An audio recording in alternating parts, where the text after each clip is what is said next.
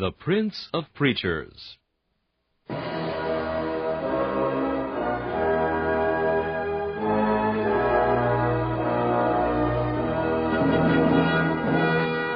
Charles Haddon Spurgeon has been called England's greatest contribution to the spread of the gospel in the 19th century.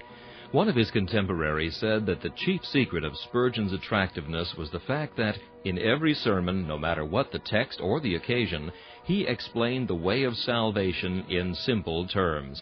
Spurgeon's messages remain one of the great treasure houses of Christian literature, still bringing the light of the gospel and the comfort of the Scriptures to hungry souls long after the preacher has passed into glory.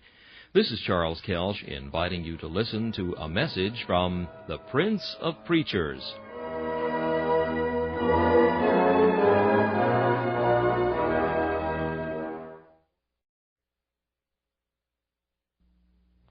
C.H. Spurgeon preached this message on May 13th, 1855, in the Exeter Hall. It is entitled, A Caution to the Presumptuous, and the text is 1 Corinthians chapter 10 and verse 12. Let him that thinketh he standeth take heed, lest he fall. It is a singular fact, but nevertheless most certain, that the vices are the counterfeits of virtues. Whenever God sends from the mint of heaven a precious coin of genuine metal, Satan will imitate the impress and utter a vile production of no value. God gives love. It is his nature and his essence. Satan also fashioneth a thing which he calls love, but it is lust. God bestows courage, and it is a good thing to be able to look one's fellow in the face, fearless of all men in doing our duty. Satan inspires foolhardiness, styles it courage, and bids the man rush to the cannon's mouth for bubble reputation. God creates in man holy fear. Satan gives him unbelief, and we often mistake the one for the other. So with the best of virtues, the saving grace of faith, when it comes to perfection, it ripens into confidence, and there is nothing so comfortable and so desirable to the Christian as the full assurance of faith. Hence we find Satan, when he sees this good coin, at once takes the metal of the bottomless pit, imitates the heavenly image and superscription of assurance, and palms upon us the vice of presumption. We are astonished, perhaps, as Christians, to find Paul saying, Let him that thinketh he standeth take heed lest he fall. But we need not be astonished, for though we have a great right to believe that we stand, if we think we stand through the power of God, though we cannot be too confident of the might of the Most High, there is a thing so near akin to true confidence that unless you use the greatest discernment, you cannot tell the difference. Unholy presumption. It is against that which I am to speak today. Let me not be misunderstood. I shall not utter one word against the strongest faith. I wish all little faiths were strong faiths, that all fearings were made valiants for truth, and the ready to halts, as a hell's nimble of foot, that they might all run in their Master's work. I speak not against strong faith or full assurance. God giveth it to us. It is the holiest, happiest thing that a Christian can have, and there is no state so desirable as that of being able to say, I know whom I have believed, and am persuaded that he is able to keep that which I have committed unto him.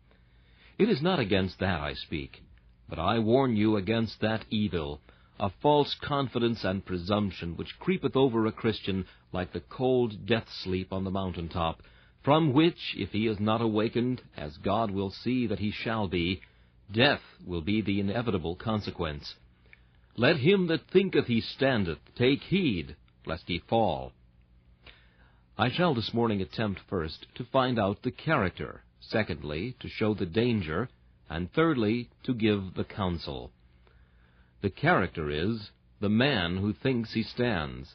The danger is that he may fall. And the counsel is, let him take heed.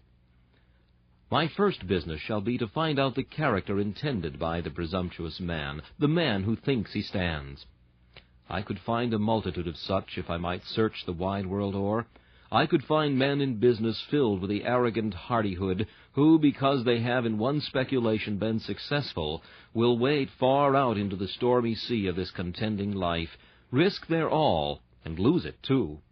I might mention others who, presuming upon their health, are spending their years in sin and their lives in iniquity, because they think their bones iron and their nerves steel, and all men mortal but themselves. I might speak of men who will venture into the midst of temptation, confident in their boasted power, exclaiming with self-complacency, "Do you think I am so weak as to sin? Oh, no, I shall stand. Give me the glass, I shall never be a drunkard. Give me the song, you will not find me a midnight reveler. I can drink a little, and then I can stop." Such are the presumptuous men. But I am not about to find them there. My business this morning is with God's church. The fanning must begin with the floor. The winnowing must try the wheat. So we are to winnow the church this morning to discover the presumptuous. We need not go far to find them. There are in every Christian church men who think they stand, men who vaunt themselves in fancied might and power, children of nature finely dressed, but not the living children of the living God. They have not been humbled or broken in spirit, or if they have fostered carnal security until it has grown to a giant and trampled the sweet flower of humility under its foot. They think they stand. I speak now of real Christians, who, notwithstanding, have grown presumptuous, and indulge in a fleshly security. May my Master arouse such, while in preaching I endeavor to go to the core and root of the matter. For a little while I will expatiate upon the frequent causes of presumption in a Christian. And first, a very common cause is continued worldly prosperity. Moab is settled on his lees. He hath not been emptied from vessel to vessel. Give a man wealth. Let his ships bring home continually rich freights. Let the winds and waves appear to be his servants, to bear his vessels across the bosom of the mighty deep. Let his lands yield abundantly. Let the weather be propitious to his crops, and the sky smile pleasantly upon his enterprise.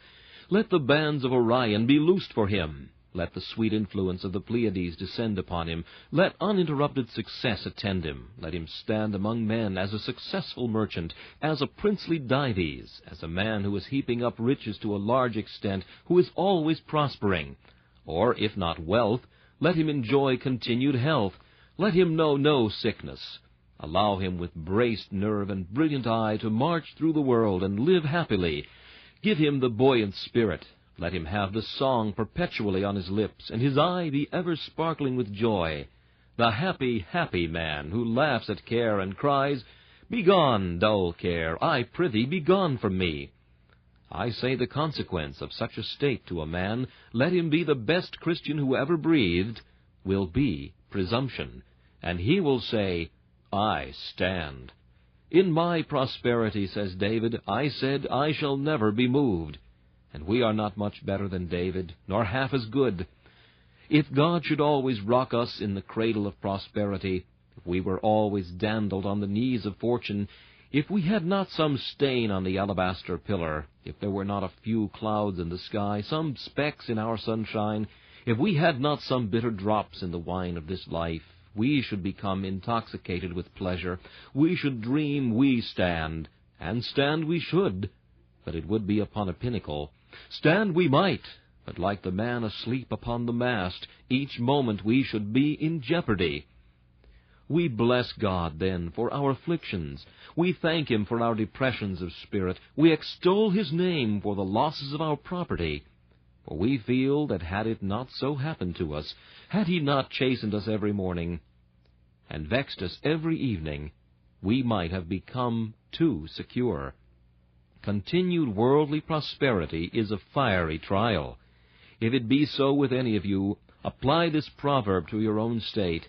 As the fining pot for silver, and the furnace for gold, so is a man to his praise. Again, light thoughts of sin will engender presumption. When we are first converted, our conscience is so very tender that we are afraid of the slightest sin. I have known young converts almost afraid to proceed a step, lest they should put their feet in the wrong direction. They will ask advice of their